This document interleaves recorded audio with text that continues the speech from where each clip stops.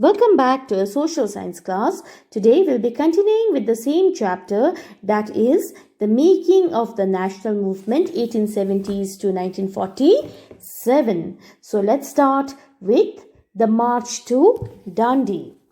Poorna SWARAJ would never come on its own. It had to be fought for. In 1930, Gandhiji declared that he would lead a march to break the salt law. According to this law, the state had a monopoly on the manufacture and sale of salt. Mahatma Gandhi, along with other nationalists, reasoned that it was sinful to tax salt, since it is such an essential item of our food. The Salt March related the general desire of freedom to a specific grievance shared by everybody, and thus did not divide the rich and the poor.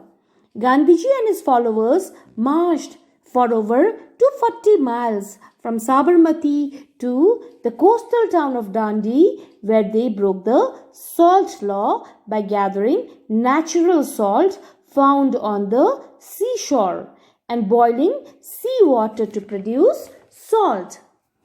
Peasants, tribals, and women participated in large numbers.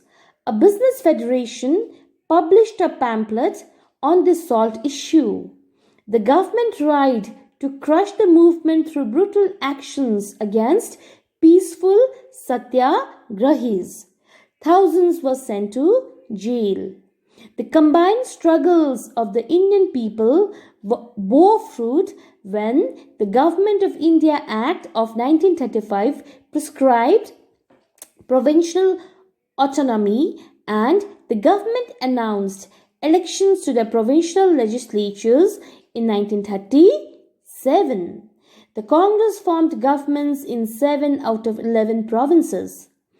In September 1939, after 2 years of Congress rule in the provinces, the Second World War broke out. Critical of Hitler, Congress leaders were ready to support the British war effort. But in return, they wanted that India be granted independence after war. The British refused to concede the demand. The Congress ministers resigned in protest. Okay, students, now I want you all to do this exercise. So pause over here for some time and do this exercise in your copy. After you all finish doing this work, let's continue with the class. Quit India and later. Mahatma Gandhi decided to initiate a new phase of movement against the British in the middle of Second World War. The British must quit India immediately, he told them. To the people he said, do or die in your effort to fight the British. But you must not fight non-violently. Gandhiji and other leaders were jailed at once, but the movement spread. It specially attracted peasants and the youth who gave up their studies to join it. Communications and symbols of state authority were attacked all over the country. In many areas, the people set up their own governments. The first response of the British was severe repression. By the end of 1943, over 90,000 people were arrested and around 1,000 killed in police firing. In many areas, orders were given to machine gun crowds from airplanes. The rebellion, however, ultimately brought the Raj to its knees. Over here, Raj means the British Raj. Now, let's study about towards independence and partition. Meanwhile, in 1940, the Muslim League had moved a resolution demanding independent states for Muslims in the northwestern and eastern areas of the country. The resolution did not mention partition or Pakistan. From the late 1930s, the League began viewing the Muslim as a separate nation from the Hindus. In developing this notion, it may have been influenced by the history of tension between some Hindus and Muslim groups in 1920s and 1930s. More Importantly, the provincial elections of 1937 seem to have convinced the League that Muslims were a minority and they would always have to play second fiddle in the democratic structure. It feared that Muslims may even go unrepresented. The Congress' rejection of the League's desire to form a joint Congress-League government in the United Provinces in 1937 also annoyed the League. The Congress' failure to mobilize the Muslim masses in the 1930s allowed the League to widen its social support. It sought to enlarge its support in the early 1940s when most Congress leaders were in jail. At the end of the war in 1945, the British opened negotiations between the Congress, the League, and themselves for independence of India. The talks failed because the League saw itself as the sole spokesperson of India's Muslim. The Congress could not accept this claim since a large number of Muslims still supported it. Elections to the provinces were again held in 1946.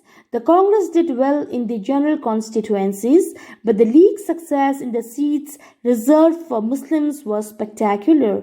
It persisted with its demand for Pakistan. In March 1946, the British cabinet sent a 3-member mission to Delhi to examine this demand and to suggest a suitable political framework for free India. This mission suggested that India should remain united and constitute itself as a loose confederation with some autonomy for Muslim majority areas. But it could not get the Congress and the Muslim League to agree to specific details of the proposal. Partition now became more or less inevitable. After the failure of the cabinet mission, the Muslim League decided on mass agitation for winning its Pakistan demand. It announced 16th August 1946 as Direct Action Day. On this day, riots broke out in Calcutta, lasting several days and resulting in death of thousands of people. By March 1947, violence spread to different parts of northern India. Many 100,000 people were killed and numerous women had to face untold brutalities during the partition. Millions of people were forced to flee their homes. Torn asunder from their homelands, they were reduced to being refugees in alien land. Partition also meant that India changed. Many of its cities changed, and a new country, Pakistan, was born. So, the joy of our country's independence from British rule came with mixed feeling of pain and violence of partition. So, with this, we come to the end of this chapter. I hope you all must have understood the chapter. Till we meet again, stay home, stay safe.